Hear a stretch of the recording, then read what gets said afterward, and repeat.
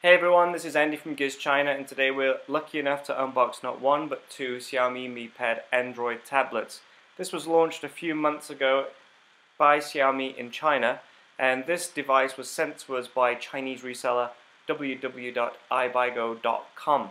It took around 3 days to get here, so pretty fast considering. Okay, as you can see, it's a new device, so let's open up the seal and take a look at the specifications.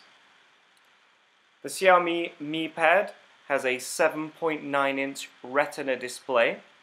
It's also got a 2.2 GHz Nvidia Tegra K1 processor, which is a really potent SoC. Got 2 GB of RAM. There's either 16 or 64 GB of internal memory. This is the 16 GB version. There's also room for a 128 GB SD card.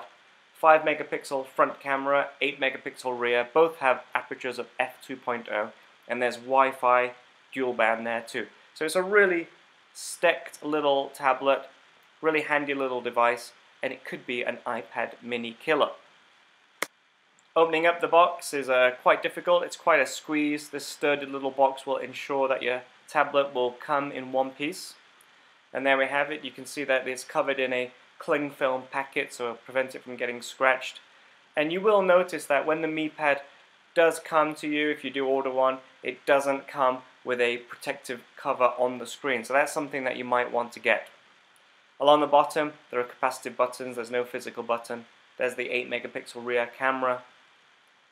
Microphones there on the rear, and a 3.5mm headphone jack, Mi logo, and dual speakers. USB there too.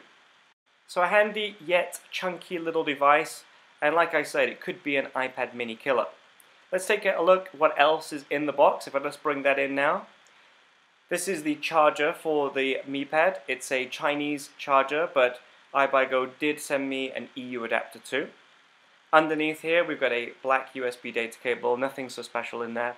And inside here there's a SIM ejector tool. Well, it's not a SIM ejector tool, it's an SD card ejector tool on this, and an instruction manual and warranty card, which are in Chinese.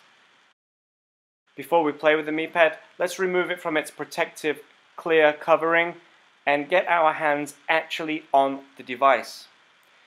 First impressions are, wow, this is a glossy and shiny little tablet. The display is very, very glossy and very, very smooth, which would be great for gaming and typing, but would mean that the screen could get damaged quite easily, so you might want to put a protective cover on there. Also, the glossy finish might not be so good for viewing in direct sunlight. If we turn the device over, you can see that the glossiness continues onto the rear, and it's really, really smooth. And while I was taking photos of the Mi Pad, it was slipping around. I had to really keep hold of it. On the left-hand side, you can see that it's quite thick, and we've got this little tray there for a 128 GB SD card. Of course, you can use a smaller one if you like. Volume, rocker, and power button on the right. Holding down the power button should allow the Mi Pad to spring to life. This is running MIUI version 5, which is based on Android 4.4.2. The MIUI developers have done a great job of taking the MIUI ROM and making it tablet friendly. It's a really nice little ROM. It does look a lot like iOS on the iPad mini, but you know, that's no bad thing because that works really well. Okay, Mi logo, powered by Android at the bottom, and we have our lock screen. From the lock screen we can see we've got the date, the time, battery, and we've also got an easy to unlock slide up display. Okay, you can see here that we've got the Google Play Store already installed. Now this is quite interesting because the Mi Pad doesn't come with the Google Play Store as standard, so iBuyGo have added this for us, which is really great for international buyers, but it's an easy install anyway. These widgets can either expand into a full-size application, or they can be used as they are as standalone widgets, and removing apps that are running is really easy, just flick them away. You can always move widgets around, just as you can do on any Android ROM usually. You can really customize the Mi Pad to suit your tastes. 8 megapixel rear camera with f.2 aperture. It captures images and saves them away really quickly, and there's also focus on there too. So even though this is an Android tablet, it's not really optimized for taking photos. It is capable of taking some really nice images. The cameras on the Mi Pad are really quite special. Usually this is an area where manufacturers will scrimp and save to lower the cost of the device, but Xiaomi have really done a good job of speccing some really good camera hardware on the Mi Pad. This is the 8 megapixel rear camera, and as you can see with this huge screen, it gives you a nice viewing angle. You can take some really smart little photos, autofocus, and like I said before, images are taken and captured really quickly.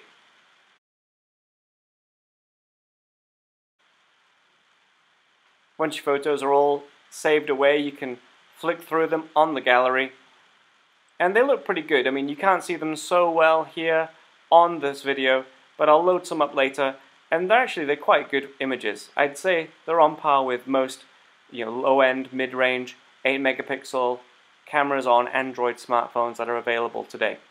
So this is a really nice treat to have a good camera on a tablet device. Obviously, this being a tablet, Xiaomi have designed it so that the ROM rotates, so you can either use the device in landscape or portrait mode. And that means you can really use the Xiaomi Mi Pad to be a productive little device, or just for viewing content. Watching videos on here is really good because of the high resolution display. Typing out emails or browsing the web are really comfortable too, because you can choose which orientation you prefer. And even with a Bluetooth keyboard, you could be really productive with the Mi Pad, more so than, say, an iPad mini. The balance and feel is quite good, although a little bit heavy. And, as you can see, it's quite easy to reach from one side to the other, regardless of which way you hold it. Well, I think that's all that we've got time for now. So what we'll do, we'll put together a full hands-on review with the Mi Pad. We'll also do some more comparisons and some photo shoot-outs with this little device too.